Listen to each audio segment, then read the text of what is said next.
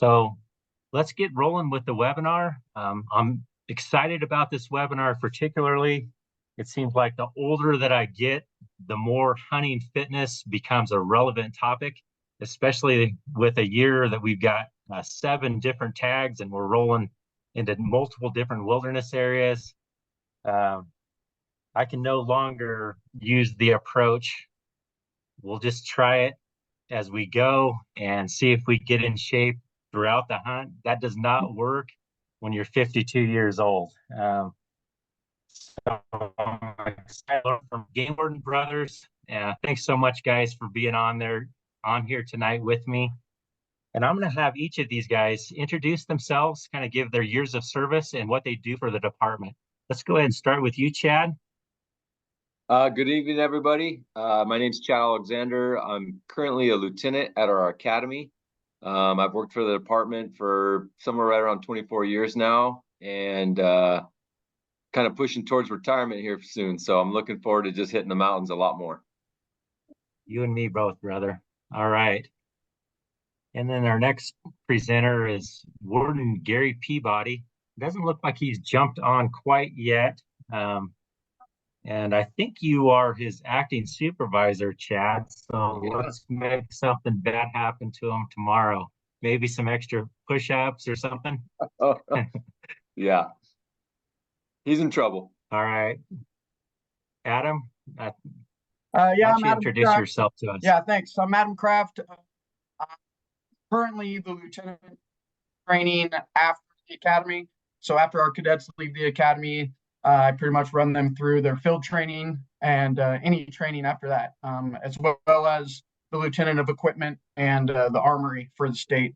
I was a warden in Lodi, Lincoln, Auburn, and then in our specialized boating unit in the Delta. And then avid hunter, love backcountry hunting, especially with the bow. Right on. All right. And then my partner, Ryan Cordero. Introduce yourself to us, Ryan. Good evening, everyone. Lieutenant Ryan Cordero. I've been with the department about 15 years now. Most of that experience has been in patrol in the Southern California area. And recently I joined Eric in the Hunter Education Program as the Southern District Coordinator. Happy to be here. Thanks for having me, Eric. You bet, Ryan. Ryan, you're a great addition to our team, and I appreciate you being such a good team player, man. Anytime I ask you for something, you just jump right in. Thanks for doing that. So we're going to kind of go over the goals of this webinar. So one of the goals is to show how fitness can improve hunter success and contribute to increased enjoyment in the field. And I've got a slide on here.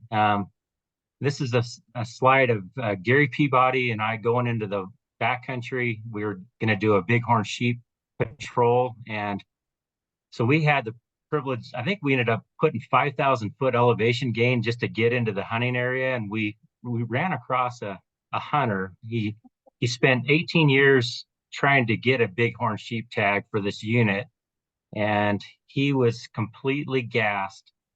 And he still had about 2,000 foot in elevation gain to even get into sheep country. And I often wonder, and I think back on meeting him and I'm wondering if he was ready for the hunt.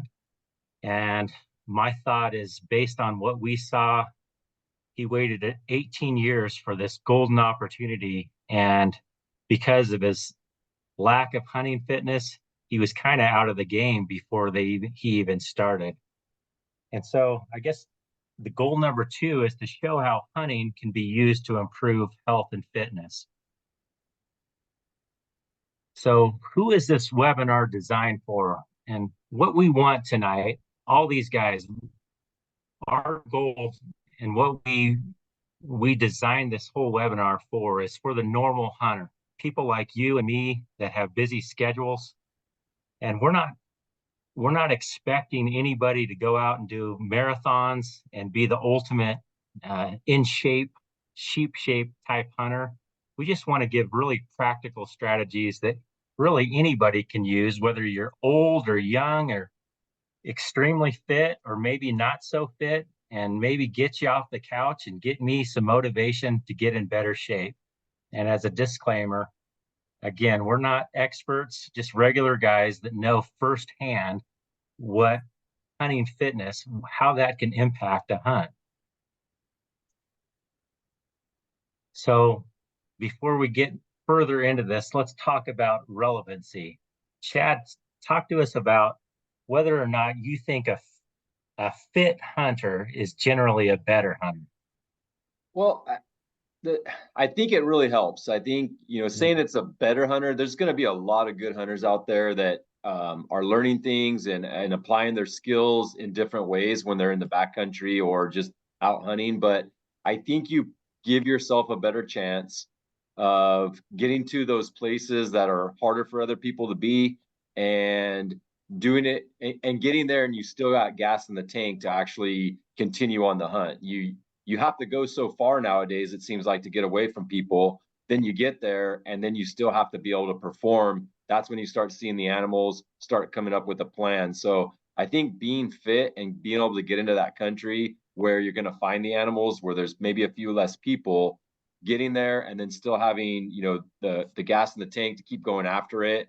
And quite honestly, when you get several days in is really where the challenge comes. Once you've been there for a while and you're not sleeping as good and everything else, that fitness, that the mind clarity that you got to have, and that toughness to keep pushing through the hunt is really going to be relevant as the hunt goes on. That's where the fitness is really going to come into play. Really well said, brother. Any other thoughts from the rest of you guys? Yeah, I would just add that it depends on your goals, of what your goals for the hunt are. Whether those goals are camaraderie with your friends in camp and, enjoying a beverage together and just hanging out in camp and getting away from life. Or if your goal is to harvest meat, right? Or is your goal to get away from people and totally detach from everything? Or is your goal to go after trophy class animals that are way back in the backcountry where you're going to have to work for them a little harder? So I think knowing what your goal is and what you want out of the hunt is what you need to determine first. And then, because every one of those goals is going to have a different fitness level, in my opinion. Absolutely. So we talked about hunting fitness actually correlating to the enjoyment of the hunt. Ryan, would you mind taking the lead on this and kind of kicking off our discussion on hunting fitness and the enjoyability of each hunt? Absolutely. No doubt about it. Being physically fit, mentally resilient will result in a more enjoyable hunt, just as it does result in if you went out for a hike with your family, for example. If you're conditioned to do those activities, it transforms it from being something that you're just trying to get through and suffer through to something that you actually enjoy and can do with confidence. It really is, it enhances your confidence as a hunter. The fitter you are physically, the more mentally resilient. It just really is a confidence booster because you know what your capabilities are. So it really does translate into a more enjoyable experience overall, mentally, both physically, mentally, and that's contagious. That'll help with other, keeping morale up, for example, with other members in your party, because you're able to help, keep people focused, keep the mood positive, for example. So without a doubt, I think it's key to a more enjoyable hunt. Totally agree. I agree on the confidence aspect of it. If you're fit and you've been working out and you've been pushing yourself and you got another hill to climb right now, or even the next day, you're going to be doing it again. I think that fitness level gives you the confidence to know, like, hey, I got this. I can do it again. I can do it for the next week if I have to, because that's what I came here to do. And I think we can all attest, or maybe just I can attest to a lack of fitness and what that results in a hunt. I've been hunting behind people and always trying to catch up, and by the time by the time you finally catch up with them, they're looking at you like, let's keep going, let's keep moving. And you know that you're holding them up and you're holding the whole hunt up. So the opposite is definitely true as well. And So building on it, Eric, I would say, aside from making it a more enjoyable hunt, it mitigates some of the risk associated with what you're doing when you're out hunting in remote areas. There's a safety component to it all, to being a fit hunter. So I think that's an important point to make, that not only is it enhance the experience and make it more enjoyable, but you're mitigating some of the risk involved with the activity itself. absolutely. Yeah, so we're going to switch gears a little bit into hunting motivation. I think everybody has a different motivator. Like you were talking about, what are your goals before a hunt, Adam? And so how can hunting be used as a motivator to improve fitness? And Chad, you sent me this slide. I find this fascinating. Tell us a little bit about this slide and what we can learn from it.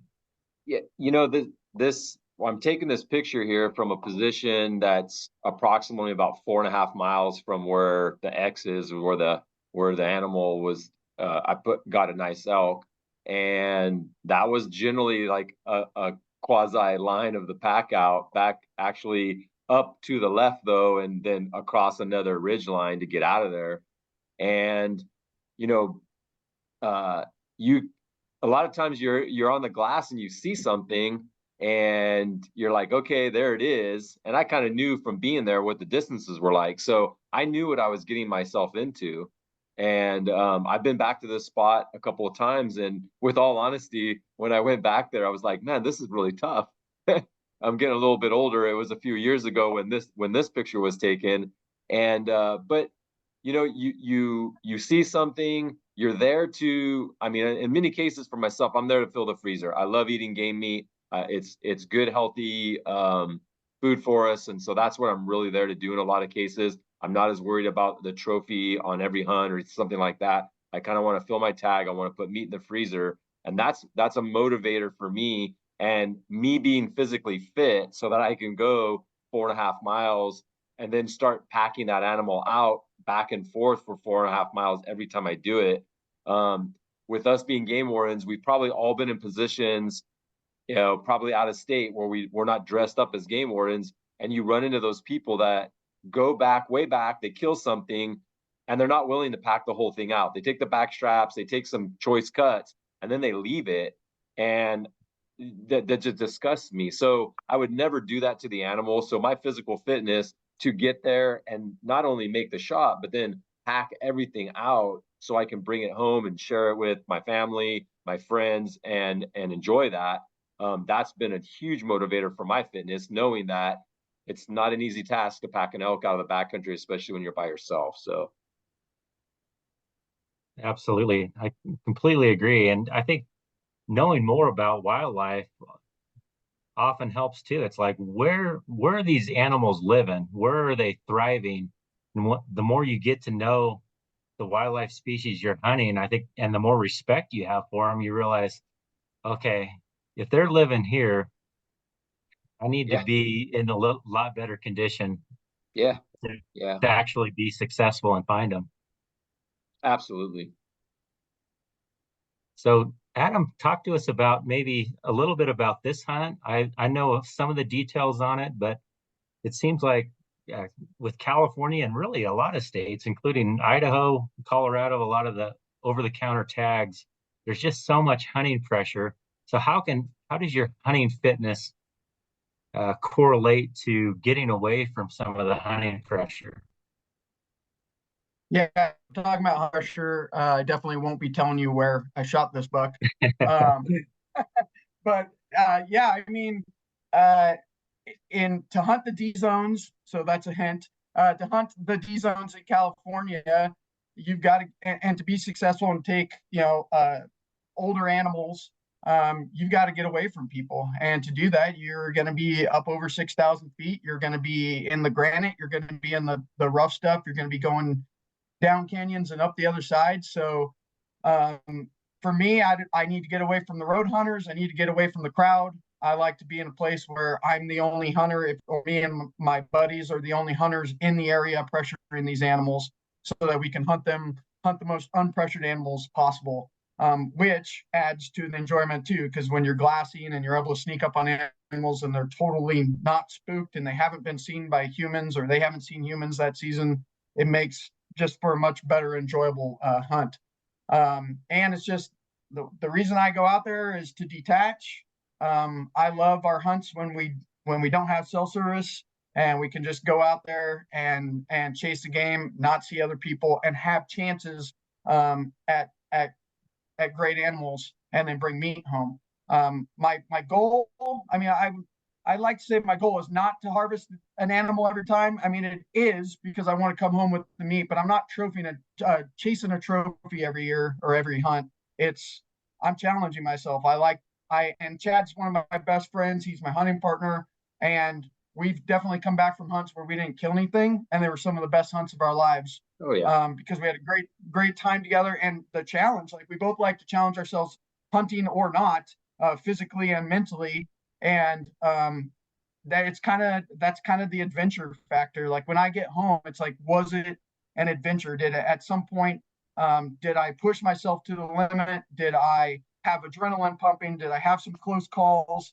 It's kind of neat when an animal beats you at the game, because that's what they're supposed to do. Their senses are so much better than ours. So not always is it about killing, but it's about getting to that spot to have that opportunity. And there's no way, like this spot here in Idaho, there's no way you can get to these spots and do what we did that day. Chad was with me on that one, without being in extreme physically good shape. So I hope that answered the question. Yeah. So, Chad, one of your comments earlier kind of resonated with me. We hunt the same general areas every year. We try to, and I don't know, maybe it's just me, but have you ever looked at some of the mountains as you're heading into the backcountry, and been like, "Holy cow, we did this last year"?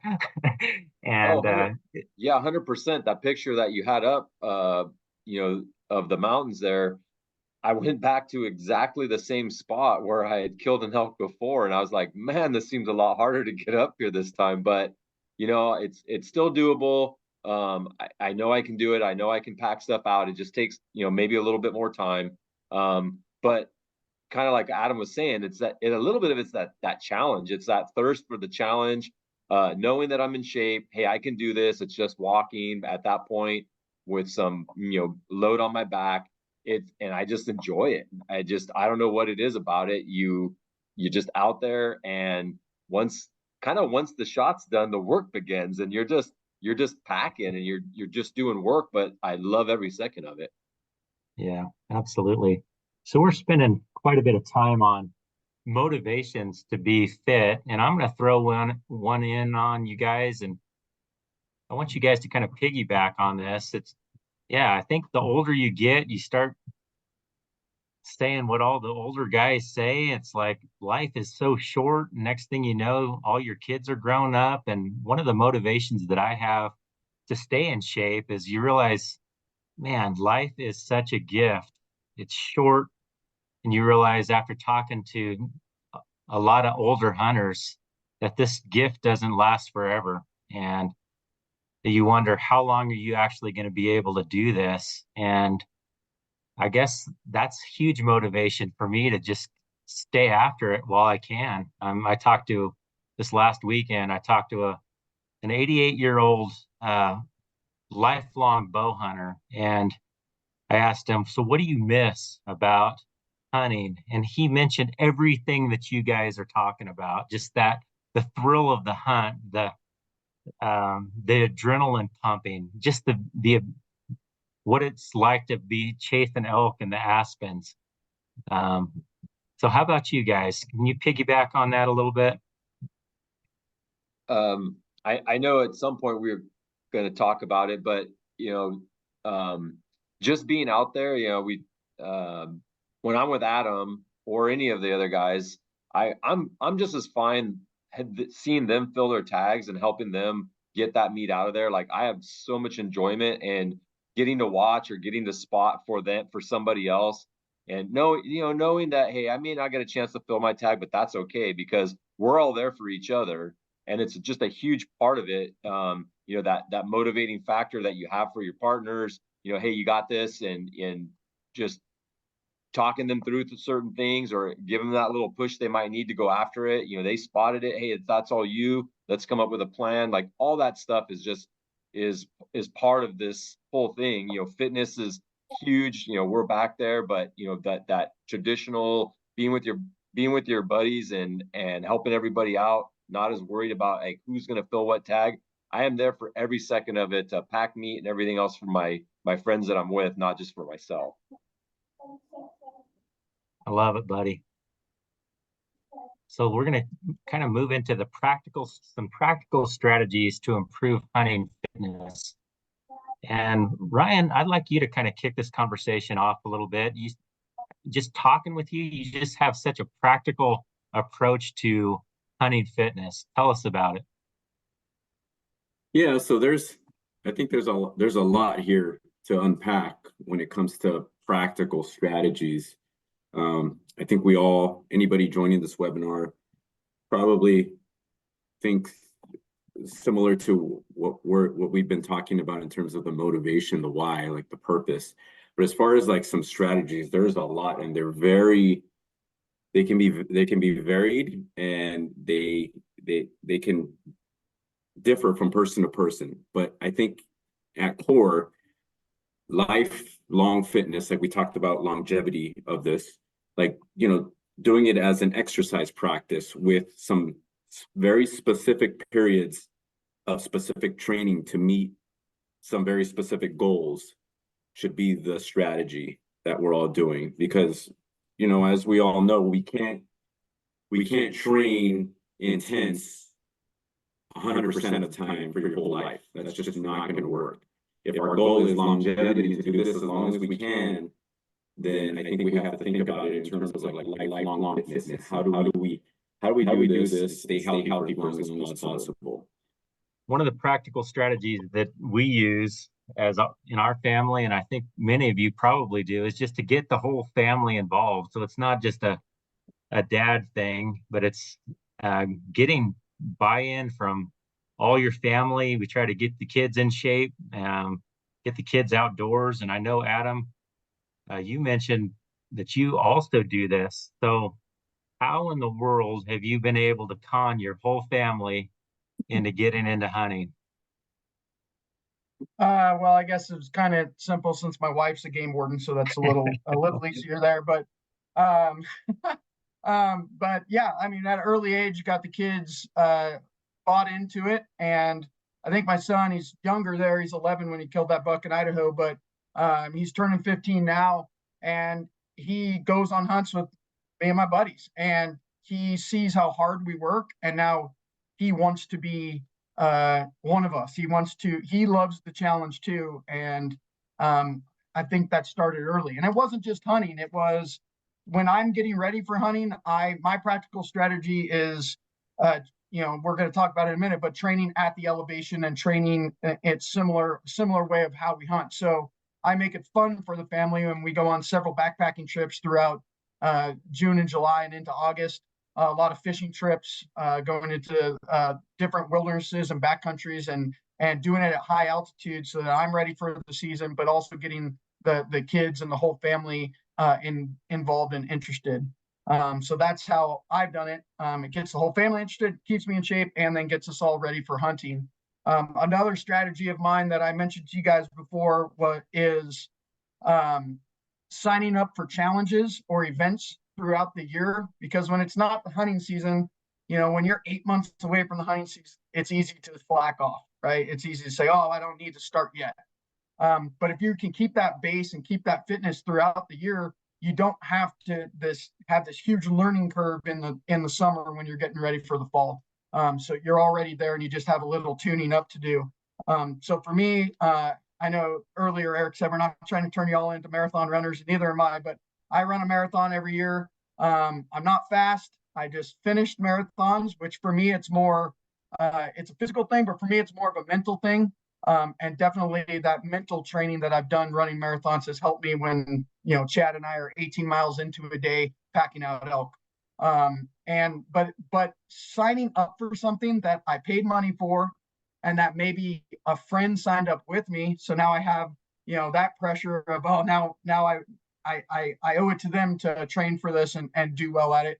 And it could be as simple as Ryan and Chad and I are all on the running team for the Warden race team for game wardens. And we race a big race in Vegas every year. So we have a team of 20 runners. I don't want to let them down. So I'm going to train as hard as I can leading up to that race. And that right there keeps me in better shape for later in the year. But it could be as simple as doing a Tough Mudder with your friends, or a Spartan race, or even what many of us on this panel did yesterday, which was the Murph Challenge, which is for Lieutenant Mike Murphy, who passed away. And we do it every Memorial Day, which is a really cool workout. And you can't just do the Murph Challenge without getting ready for it. So that it's just things like that for me. I find the two things that keep me working out consistently are signing up for events like that, and then having a workout partner or someone who's doing that same event, so that we can keep each other going and keep each other motivated for those events. Right on, Adam. Well said, man. So I'm looking at a pack full of meat. I'm assuming that it's kind of looking like elk to me. So how do you get prepared? I'll just kind of open it up to anybody. How can you get prepared to haul this kind of a pack out? I think it's going to be different for everybody. There's not a one size fits all, and I think everybody has brought up some great points. And I think some of us might need a partner to motivate us to get out there and do some stuff. Our family. Some of us are lucky enough to just like it's a mindset like, hey, I haven't worked out for a day, so I'm after it. And I mean, for myself, every fall is my favorite time of year, because that pack is hopefully going to be filled that way and coming out from somewhere. But I think you do have to kind of decide if this is what you're after, if this is what you enjoy doing, you have to kind of focus on it and realize that this is a dedication to it that you're going to have to do. Adam brought up a great point earlier. If going into a camp and having just that great camp experience with your buddies, and going out on some short day hikes to hopefully see something is what you enjoy, that's okay too. And you're still going to have those moments where you get something and it might be tough for a while trying to pack it out. But to get into the backcountry and to really stay motivated, I do think you need to kind of go after it all year long. There's good programs out there that are tiered to from starter to finish. Mountain Tough is one. There's a couple other companies that are coming up with programs that you can join in. They're just videos you watch to give you ideas of how you can work out. Putting a pack on and rucking a couple of days a week if you have some hills nearby, that's always going to be a good one. But you're always going to have to push yourself a little bit, further than that. I think we as hunters can get away with a little less upper body, but have to concentrate on our legs, because that's what's going to carry us. But your core, you're going to be balancing these packs. You're going to have to do mobility training, because you're going to be turning your hips and stepping over logs and stuff like that. So there's a lot to it, and you can have some fun with it with lots of different exercises. I think Ryan was talking about it earlier. You incorporate a lot of stuff that you can do throughout the day at home while you're doing other work or whatever it may be. If you can add those little things in, it all adds up over time. So yeah. So Adam, you sent me these action shots, man. I love them, and it really goes to show why you need to be physically fit, and then also just kind of the obstacles that most hunters are going over. So much of this is off trail. Talk to us about this slide, brother. Yeah, so it's two different hunts in Colorado, archery hunts, but you can see my son has a muzzleloader on there. He drew a muzzleloader tag while during the archery season. But that middle one was our first trip there, and it was us trying to learn the area, and everything was deadfall like that. And if we hadn't been working out and in pretty good shape, I mean, even being in good shape, that was a horrendous day where we probably crossed 700 to 1,000 deadfall. and it's just crazy on your hip flexors. You're just, and your core, like Chad brought up, I would say core after that day was the most sore ever hunting. But at the end of that day, probably about 2 hours after I took that picture, we called 3 bull elk in at once and killed 2 of them with our bows. And then then it started raining and we had to hike them out over the deadfall. So yeah, if we hadn't been in shape and training, and this is about, I think, 8,300 feet. And I mean, I don't know how we would have made it through that hunt, because little side note on it too, this is 4 days after I got out of the Steamboat Springs ER with COVID and pneumonia. And the guy in front of me was laying in camp for 7 days with COVID. So I don't think we could have recovered and got back on the mountain and finished that hunt if we hadn't been in pretty good shape to start with. But for me, luckily for my job at the time, or not really this one, but other ones, I was the Auburn warden, and I got to work to 8,000 feet.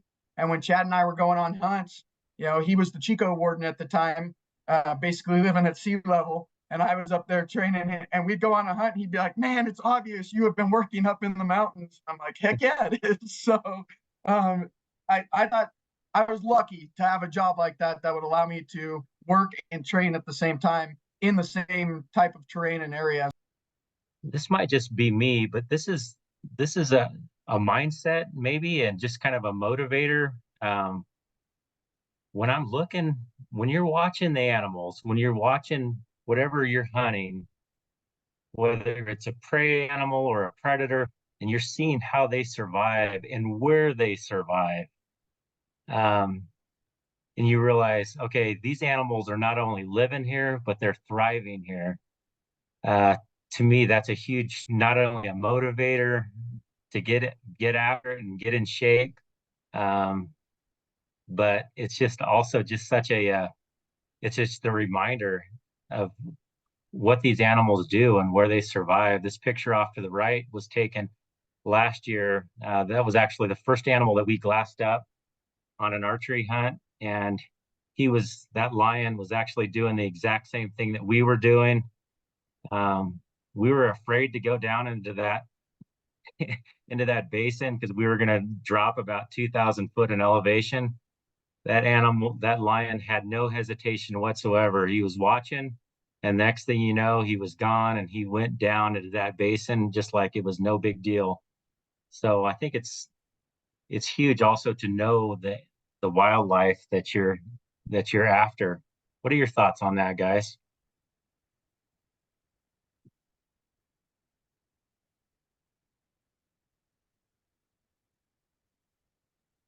I guess I can take some more on that. I guess that picture I sent you wasn't the best for that, because that was about the easiest non-physically fit hunt out of a ground blind that was like 80 yards from my truck, so in Oregon. But yeah, I mean, that's being the hunter. You have to think like the predator, and to be the predator, you have to be 1 to 10 to 20 steps ahead of the prey. And for us, that's almost impossible with what some of these animals we're chasing are built with. So we're never going to get the nose and the eyes and the ears, but if we can get the physicality to put us in an area where we have a better chance, I think that's what we're trying to do. And especially I know for Chad and myself, we do a ton of archery hunting. And if you want to archery hunt prey animals and get close enough to kill them in their backyard, I mean, about the only thing, I mean, yeah, we can get better eyes with binoculars, right? And spotting scopes and stuff like that. But as far as improving the other stuff, it's really hard to do. So the one thing we can do is that physical fitness. Yeah, the nutrition aspect of it's going to be huge. How you're treating your body throughout the year in terms of how you're eating, what you're eating. I feel like I've been lucky enough just to pay attention to this stuff as I've gotten older, and I wish I knew as much as I did, when I was younger, that I know now. Just being careful with what you eat, what you put in is going to definitely affect your body. I know we get away with a lot more when we're younger. As we get older, it's a lot harder on us with inflammation and everything, the soreness after you're doing the workouts and trying to recover. So you know, if there's things you can cut out, I mean, everybody has their vices, the things they enjoy, but some of those things might be good things to cut out, and then take that money and put it into something that's going to help your nutrition. I know when we're out there in the backcountry, fueling yourself as you're going, you know, you're going to be pushing yourself hard, so you got to keep putting, you know, fuel in your body. And so, you know, you know, throughout the day, it's lots of snacks and stuff. Usually it's a big meal in the evening, and then boom, we're back up the next day and we're going at it.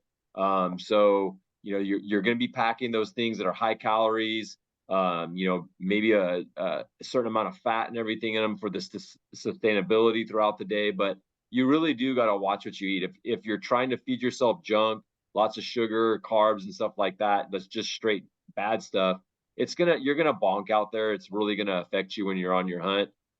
Ryan said it in one of his comments, hydration is huge. So keeping hydrated, using some of those products that are out there nowadays to hydrate and help your body as you're going throughout the day, it's big. So Adam, I know you probably got some to add there too. Yeah, for me, it's what you said, but the hydration thing. I mean, I hunt with Chad, I hunt with some other guys. They're all about 50 pounds lighter than me.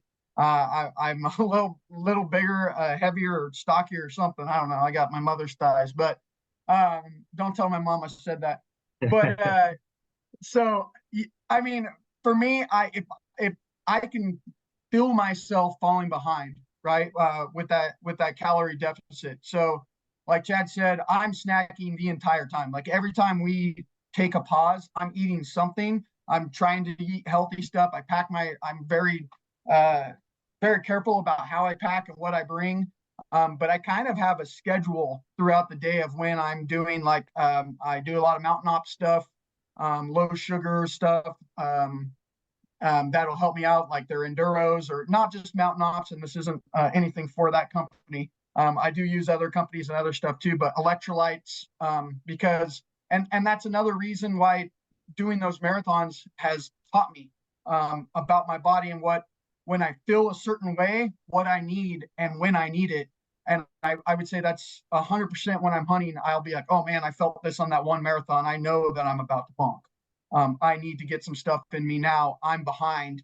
And so if I feel thirsty, I've already messed up. That's kind of a rule I have for myself. If I feel dehydrated or thirsty, I have already made a mistake. So I need to stay on top, and especially I've tried to teach my son that, especially hunting at altitude. You have got to hydrate so much. So I never ever know, even if I think I'm only going to be out for a couple hours, at this point I always have some type of water purification system in my pack, even if I'm taking a lot of water with me in containers, just in case, because we have definitely, Chad and I and other hunting buddies, we've definitely been in situations where we run out of our water, and thank goodness we had our water purification. Otherwise we would have been, kind of in trouble. So for me, I guess, the having enough food with you to sustain throughout the day, and enough, not just water, but hopefully supplements to help you with electrolytes and things like that. Ryan, let's see if you can jump on board with this. Now, let's talk about mental and physical resiliency, kind of the I am not going to give up mindset. Yeah, can you hear me a little better now? Yep. Much better, brother. Thank you. All right, great. Yeah, I think they go hand in hand, and they don't go hand in hand. The mental and the physical, I think they should, but there's a bigger emphasis, I think, in our society on just the physical, like conditioning. And sure, you're going to automatically get some mental resiliency built into that, but I'm a strong believer on dedicating, just like you, there's an emphasis on the physical resiliency, on dedicating some practices that are strictly focused on developing that mental resiliency. So whether that's doing something, and I always say that, doing, overcoming resistance, like a daily overcoming resistance challenge, I think is a good practice to get into. And doing it at the beginning of the day helps a lot of folks, just like their workout. It's the same idea behind, like the same concept of making your bed in the morning. You get a win right off the bat. And but there's also a challenge to not doing it right away, varying your workouts, your practices throughout the day, because you get into a routine. I think that at core, developing mental resiliency will help you, and ways to challenge it are like break out of your routines. So if you're doing your workout all the time at 8 a.m., well, maybe you start mixing that up and you start doing them at 2 p.m. if that's possible, or at 5 p.m., whatever that might be, just as a way to overcome that mental challenge, that resistance that you're facing. Taking a cold shower, cold plunge, meditative practice for 10 minutes. All those things are very mentally challenging. And if you do them consistently, you set yourself a goal and you do them consistently, they help develop that mental resiliency as well. And I think that's an important thing to do that absolutely will translate in the hunt, because as we all know, it's ebbs and flows when we're out there hunting, and there's sometimes you're positive and upbeat, but that can quickly change. And if you're more mentally resilient, that'll help you in combination with being physically fit. So going on to this next slide, I had a college basketball coach. He would just always harp on us, especially when we're screwing around during practice. It'd be what you do in practice, you'll do in a game. And then during the game, he would often whisper in your ear, you're doing what you did in practice.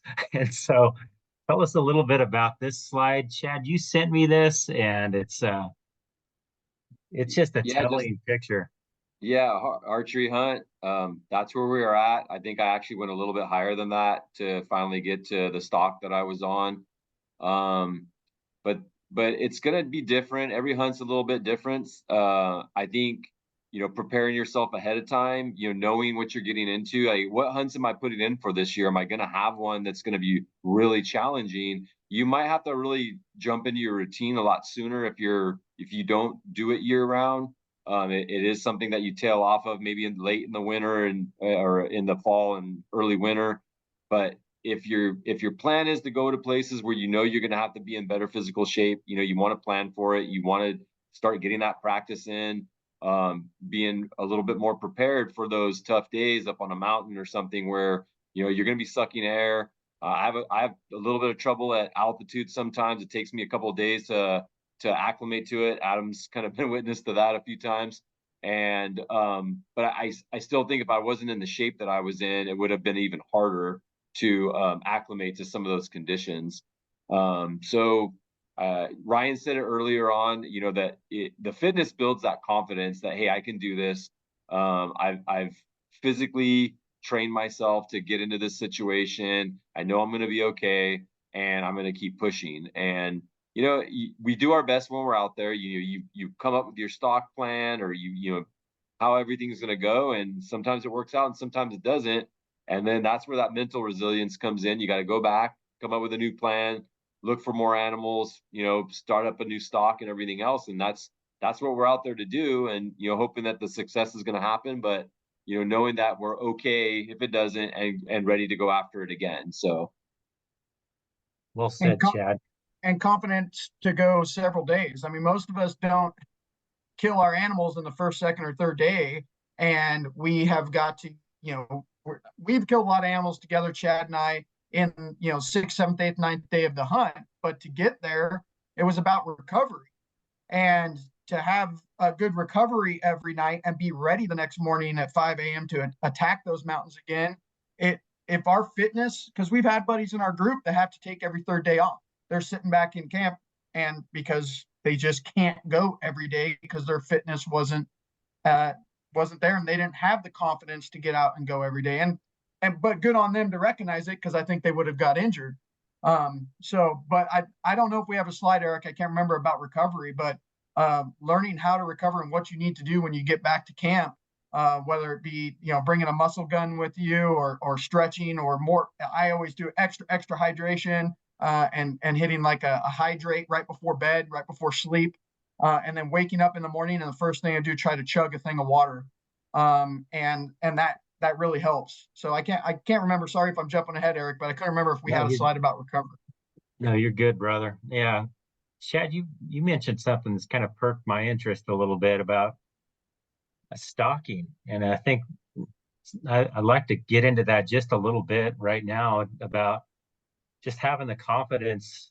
I don't know if you guys have had this happen to you, but you're glassing such long distances, sometimes miles, and sometimes up and over multiple drainages, and you see an animal, and then you look on your OnX maps or whatever mapping software you're using, and you're plotting it out. It's like, okay, I'm going to need to gain 2,000 foot in elevation, and I'm going to need to do a mile and a half. I think having done that before in rough terrain, I think that helps stop, don't you guys? Absolutely. Yeah. It sounds daunting when you start saying it and you throw out the numbers, you're like, oh my gosh, how far is that? But I think we've all done it and we just didn't even know it at times because we're not checking elevation every second and things like that to see, how far have I gone. But the watch right there in the picture, I think camp was at like 9,000 or maybe slightly above that. So, going up and down those distances was happening every day in order to make the stocks and stuff. And it's just if I didn't have the legs, under me to do it, I again, like Adam said, I would have been sitting in camp resting when I'm looking at an opportunity, I want to go after it. I don't want to have to be sitting in camp. And so, that's where again that keeping up with your fitness, what is it you want to accomplish, what is it you want to do, let that be your motivator. And I just want to touch on it real quick. It's going to be a bit different for everybody. We all have schedules, work, things like that. So we do have to find those times. So if your time so that you can have your family time and everything else when you get home from work is to get up at 5 o'clock in the morning or 4 o'clock in the morning to get those workouts in, you might have to do that. You just everybody's going to be a little bit different.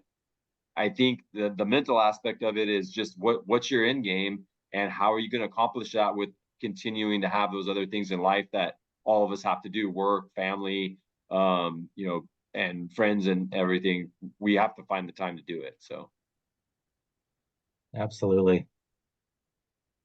So how many of you have actually bit off more than you can chew on a hunt? Chad, tell us about this hunt. Yeah, that was late in the day. I mature bull elk, and it's you hear the difference between a raghorn and a mature bull, and you're talking a couple 100 pounds at times. And I got done with half of that elk. Like I broke down half of him by myself, and I was already exhausted. And so luckily a couple of guys were riding out, and I hollered at them, and they came over, and really nice guys. They gave me a hand. They had a pack horse. They said they could pack it, back down to us to where their trucks were parked, which was just a huge help. Knowing that the meat was going to get out of there that night, and I wasn't going to have to leave it on the mountain. There was a plan. We were going to hike back in the next day and pack stuff out, but I was exhausted. I was truly.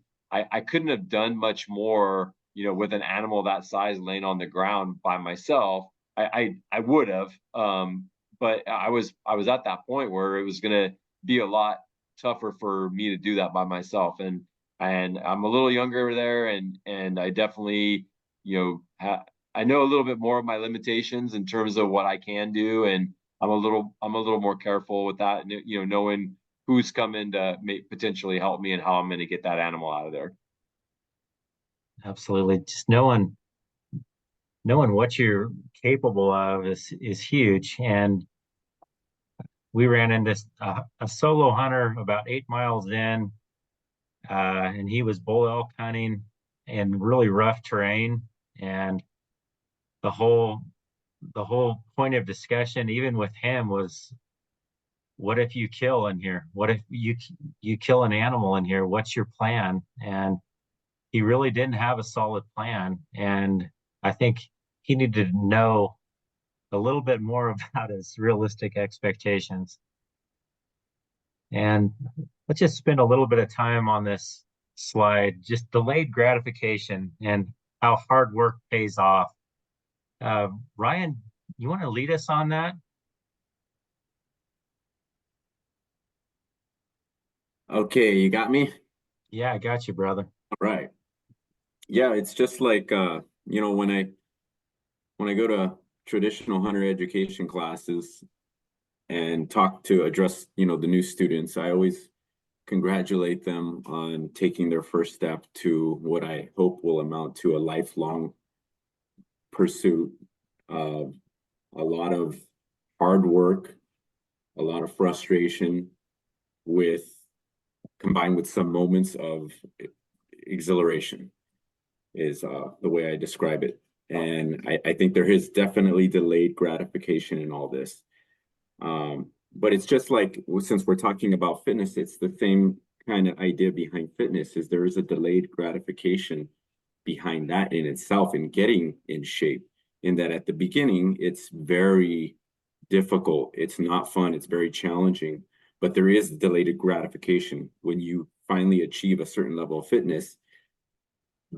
Doing training and doing these activities becomes very gratifying to you. So there's a lot of hard work that you put up front that ultimately does pay off, and that absolutely translates into hunting, with all the preparation from learning, from taking traditional hunter education to taking advanced hunter education, educating yourself, doing all the research, all the gear, all the equipment, all the pre-planning, all the scouting. Like, there's a lot of delayed gratification to it all. And just like in everything that we do in life, you get what you put in, right? So just like raising kids and the amount of effort that goes into that, there's a certain amount of gratification and yield, that happens based on how much effort you're putting into it. So it's just like anything in life, I would say, is the amount of effort you put in is there's going to be a result to that. I love it. So what I'd like to do now is I want you guys to speak directly to, let's just say we've got audience members out there that are maybe struggling. Maybe they haven't worked out in years, or maybe it's been a tough winter, a few too many Christmas cookies. I can relate to that. Uh, what would you say to somebody that's just like sitting on the sofa right now, listening to this and being like, this is all well and good. You guys are in good shape. What would you say to somebody that's just at the very beginning level here? Start simple. If you're there, you need to start simple, and it could be like Chad is very good at nutrition, and so is Ryan. I'm not as good at it. So I know they would say probably start there for sure, but as simple as counting steps, as simple as getting a watch that counts your steps and setting a goal, and just going for walks, walking your dogs, or at lunchtime going for a walk. Or I know Ryan has said it when we talked about this before, getting a stand-up desk. I went to that. I was tired of sitting down at my desk and my back was hurting and stuff. So I just got a stand-up desk. I don't even have a chair in my office anymore. And that has actually added to me getting steps. I've actually thought about getting one of those treadmills at my desk, and so that I can walk while I'm on meetings and stuff. So just trying to stay active and not sit down much and just get your steps. I think that's a good start for a lot of people. And then obviously you can build.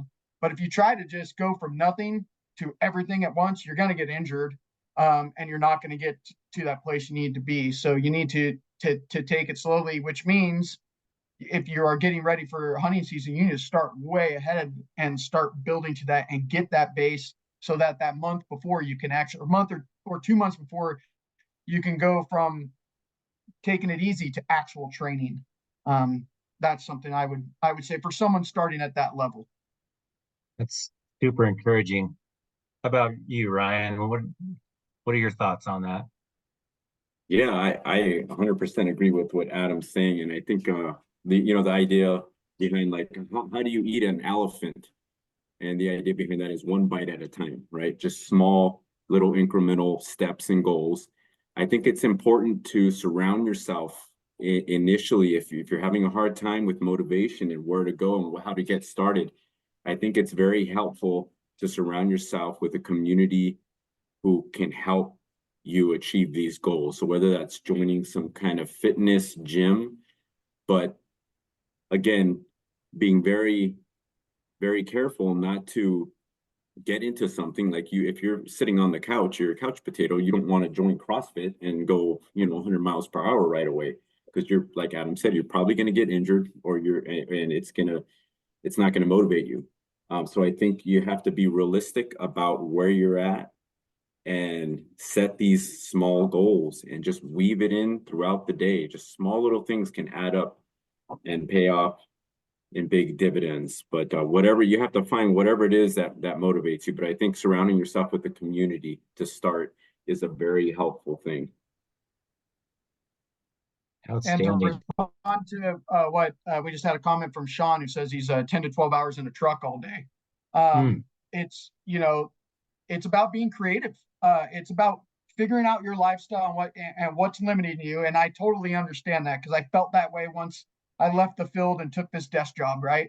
And I had to figure out throughout my day, what was I going to do? So I put a couple of dumbbells by my desk, and anytime I take a break, I hit those a couple times. I'll actually run out and do a lap around our warehouse or something like that. So I don't know your life. I don't know what type of truck you drive or what, but maybe, like someone just put their squats and push-ups on the tank while refueling. So just making your lifestyle throughout the day revolve around that. So yeah, when you stop at a rest stop, or when you're refueling or something like that, figuring out something you can do, or watch the movie Over the Top and get ready for arm wrestling, so that could really help you there.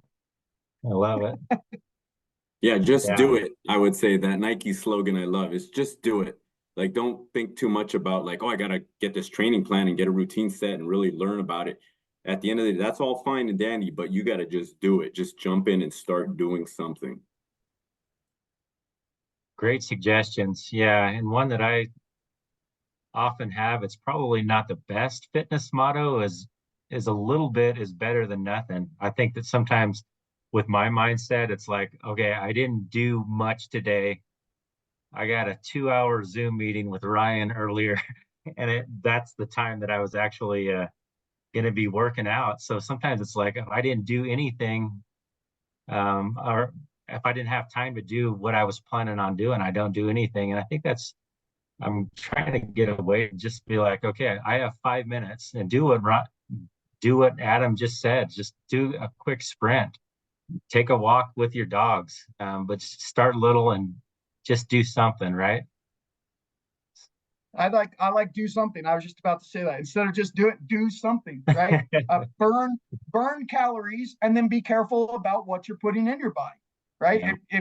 If you're taking in too many calories, and that's bad, and it's bad stuff that you're eating, and you're not doing anything during the day, you're not going to get in shape, right? But if you can keep yourself at that calorie deficit and do something and be smart about what you're eating, you're going to be in a good place to get where you're headed. But you have to be pretty hard on yourself about that. Can't have too many cheat days to do the real hardcore stuff. I mean, it is technically what we do, I would consider training for what we're getting ready for. It's not just staying in shape. Yeah. So I'm looking at a question that came in on the Q&A about what would you recommend for someone with a bad back for base camp, ATV, horse? Oh man, that's a really tough one. I wouldn't venture to go too far in recommending something, but I can say from having a lot of experience with horses, having a bad back and horses usually don't get along that well. Any thoughts on that, guys?